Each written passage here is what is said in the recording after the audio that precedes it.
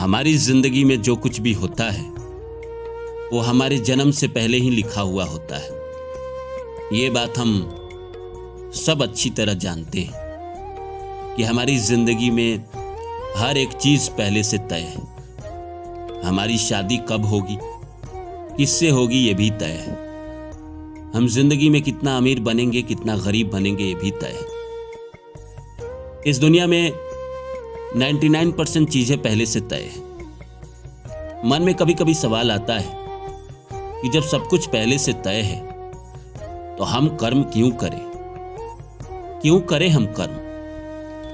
भगवान कृष्ण से अर्जुन ने भी यही सवाल पूछा। जब भगवान कृष्ण ने कहा कि मैं सब कुछ देख रहा हूं पार्थ, सब कुछ होना पहले से तय है, तुम मात्र करता हो, करने वाले हो। तो अर्जुन ने पूछा कि भगवान मुझे एक बात बताइए, तो मैं कर्म क्यों करूं जब सब कुछ पहले से तय है, तो मैं कर्म क्यों करूं।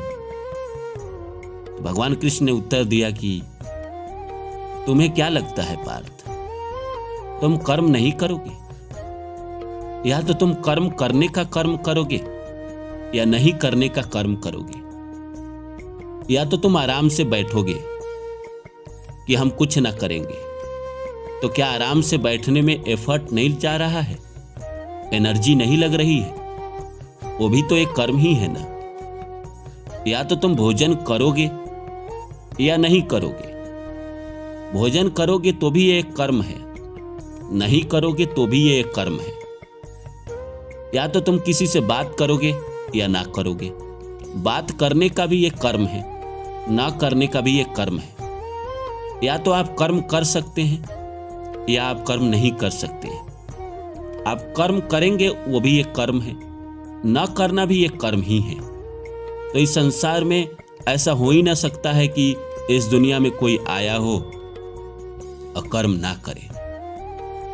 इंसान जब सोया हुआ होता है और चेहरे पे मच्छर आता है तो आपके सोने के बाद भी आपका हाथ वहां चला जाता है। आदमी कर्म करेगा ही करेगा, वो भी किस्मत में लिखा हुआ है कि अगर आपको स्टार बनना है, आपको बड़ा बनना है, तो आपको बंबई शहर बुलाएगा ही बुलाएगा। आप ऑडिशन देंगे ही देंगे, आपका सिलेक्शन होगा ही होगा, और आप शूटिंग करेंगे ही करेंगे। उसके बाद आप स्टार बनेंगे, आपको दुनिया जानेगी। आपको आईएएस ऑफिसर बनना है और आपके किस्मत में लिखा है, तो प्रकृति ऐसा सिचुएशन पैदा कर देगी कि आप खुद कहीं ना कहीं परेशान होकर चले जाएंगे और किसी शहर में जाकर तैयारी करने लगेंगे और बेमन से भी करेंगे, और एग्जाम में जाएंगे, आपका सिलेक्शन हो जाएगा, आप कुछ से कुछ बन जाएंगे। वहीं जिसके नसीब में नहीं लिखा रहता है बनना, वो दिल से चाहता है बनना, कोशिश करता है, जाता है, अच्छे से रूम लेता है, पढ़ाई करता है, दिन रात मेहनत करता है, नहीं बनता है। तो हर चीज पहले से लिखी हुई है।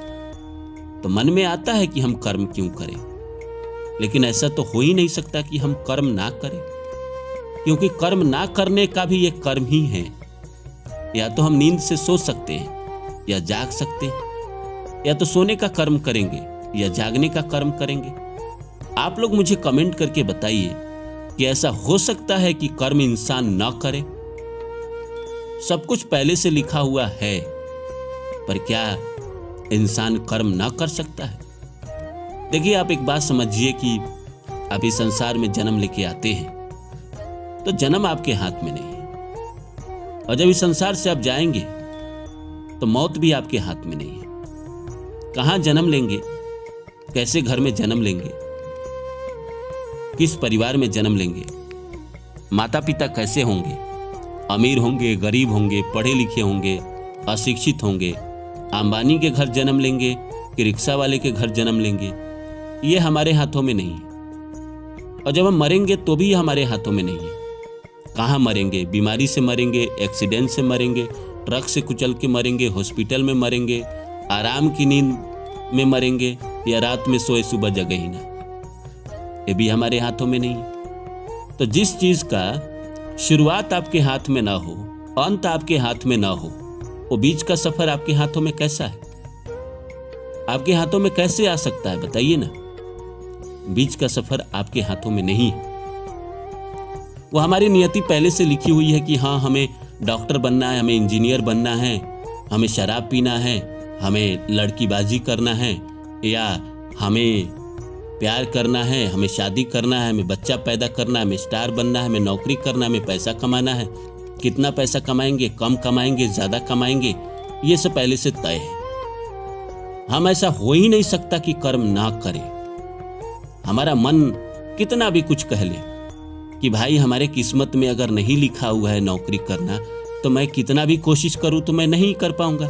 बात तो सच है, लेकिन जब तक प्रकृति आपको घसीट रही है तब तक तो आपको घसीटाना पड़ेगा। जिस दिन आपको वो दूसरा मार्ग देगी उस दिन आपको दूसरा मार्ग पे जाना पड़ेगा। जब तक आपका नहीं हो रहा है तो आपके मन में ऐसा प्रश्न आता है, आएगा भी क्यों ना, कि भाई अगर मेरी शादी किसी नॉर्मल सी लड़की से लिखी हुई है, हम क्यों जाके मैट्रिमोनियल या रिश्तेदारों को या खुद डेटिंग ऐप पे क्यों जाए, क्यों ढूंढे अपने लिए लड़की।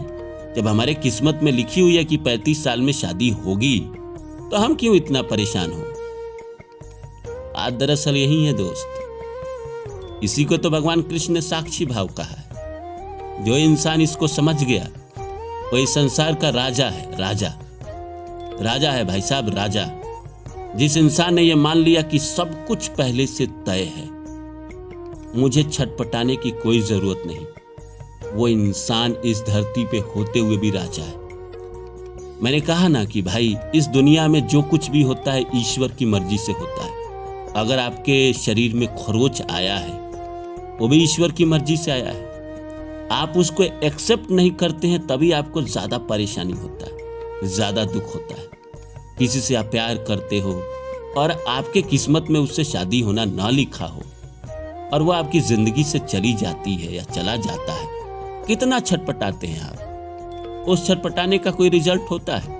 कितना रोते हैं आप? उस रोने का कोई रिजल्ट होता है? नहीं। 6 महीना, साल भर, 2 साल, 4 साल बाद आपकी शादी किसी और से हो जाती है। लेकिन वो जो छटपटाया आपने, वो जो आप रोए थे, उसका क्या फायदा।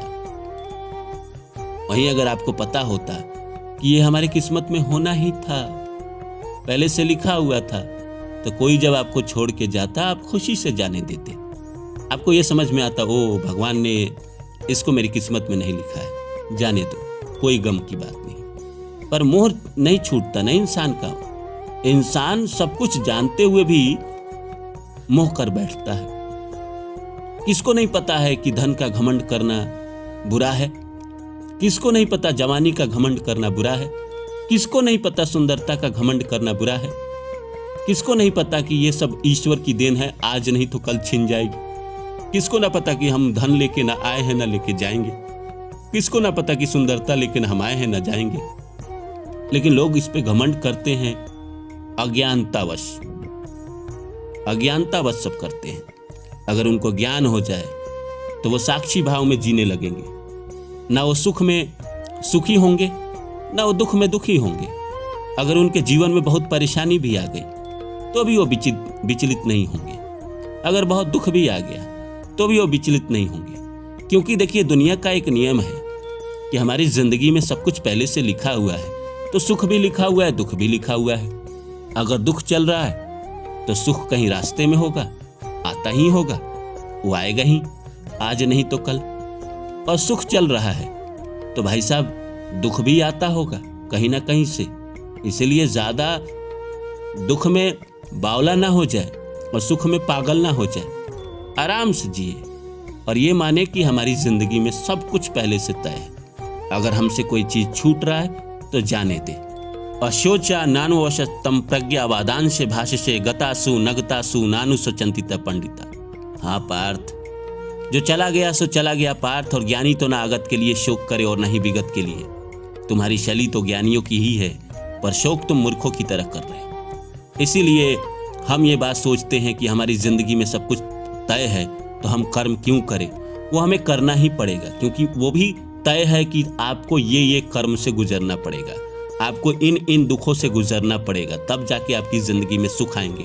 और सुख भी क्या, वो भी गुजर जाएंगे, दुख भी गुजर जाएंगे। इसीलिए साक्षी भाव में रहे। जो ईश्वर, जो किस्मत ने आपको दिया है उसको एक्सेप्ट करें और उसमें खुश रहना सीख जाए, तो आपकी ज़िंदगी में कोई परेशानी ही नहीं रहेगी, कोई चिंता ही नहीं रहेगी। अगर आप मान लें कि सब कुछ पहले से तय है, फिर चिंता किस बात का। मिलता हूँ किसी और वीडियो में।